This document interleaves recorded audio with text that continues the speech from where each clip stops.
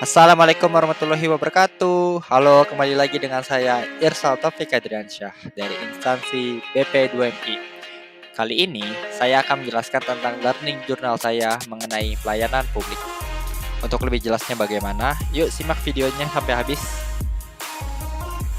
Oke, hal yang pertama yang saya pelajari adalah pengertian pelayanan publik. Pelayanan publik adalah segala bentuk kegiatan pelayanan umum yang dilaksanakan oleh instansi pemerintah, baik di pusat maupun daerah, dalam bentuk barang atau jasa.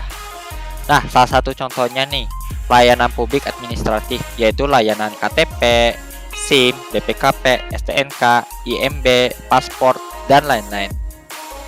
Oke, lanjut. Materi berikutnya yang saya pelajari adalah 3 unsur pelayanan publik. Yang pertama, organisasi penyelenggara pelayanan publik. Yang kedua, penerima layanan atau pelanggan. Yang ketiga, kepuasan yang diberikan dan atau diterima oleh penerima layanan atau pelanggan. Selanjutnya, jenis barang dan jasa.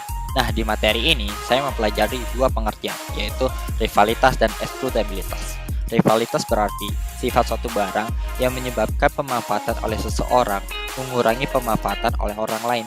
Sementara eksklusivitas berarti sifat suatu barang yang dapat mencegah orang lain dari memanfaatkannya. Nah, di sebelah kiri ini ada tabel rivalitas dan eksklusivitas. Semakin rendah rivalitas dan semakin tinggi eksklusivitas, maka barang tersebut bersifat semi-private. Jika semakin rendah rivalitas dan semakin rendah pula eksklusivitas, maka barang tersebut bersifat publik. Jika rivalitas semakin tinggi dan eksklusivitas semakin tinggi, maka barang tersebut bersifat private. Contohnya seperti rumah dan mobil.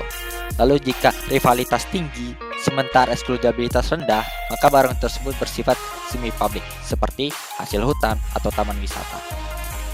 Materi berikutnya yang saya pelajari adalah paradigma pelayanan publik. Nah, ada 3 nih. Yang pertama, Old Public Administration. Itu tahun 1930 ke bawah. Ciri-cirinya fokus pada penyediaan barang publik. Yang kedua, sistem tertutup karena prinsip efisiensi. Yang ketiga, mode pelayanan sentralistik, mekanik, direktif, dan manajerialisme. Lalu yang kedua ada NPM, New Public Management, tahun 1990 sampai 2000-an. Ciri-cirinya transaksi pelayanan publik. Yang kedua, manajer pelayanan publik dituntut inovatif. Yang ketiga, mode pelayanan berorientasi pada prinsip-prinsip pelayanan prima.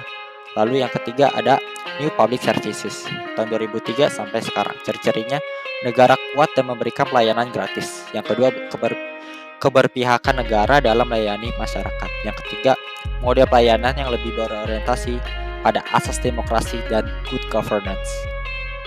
9 prinsip pelayanan publik. Yang pertama, akuntabel.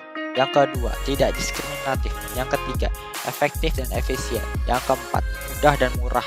Yang kelima, partisipatif. Yang keenam, aksesibel. Yang ketujuh, adil. Yang ke-8, transparansi. Yang ke-9, responsif. 7 nilai dasar pelayanan publik. Yang pertama, santun. Yang kedua, tepat. Yang ketiga, jujur. Yang keempat, cepat. Yang kelima, akurat. Yang keenam, daya guna. Yang ketujuh, hasil guna. Materi terakhir yang saya pelajari adalah 5 prinsip-prinsip pelayanan prima.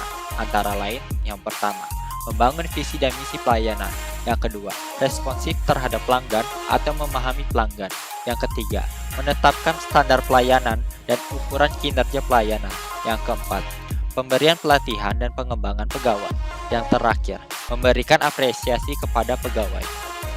Sekian dari saya, mohon maaf jika banyak kekurangan dan kesalahan dalam penyampaian saya. Wassalamualaikum warahmatullahi wabarakatuh.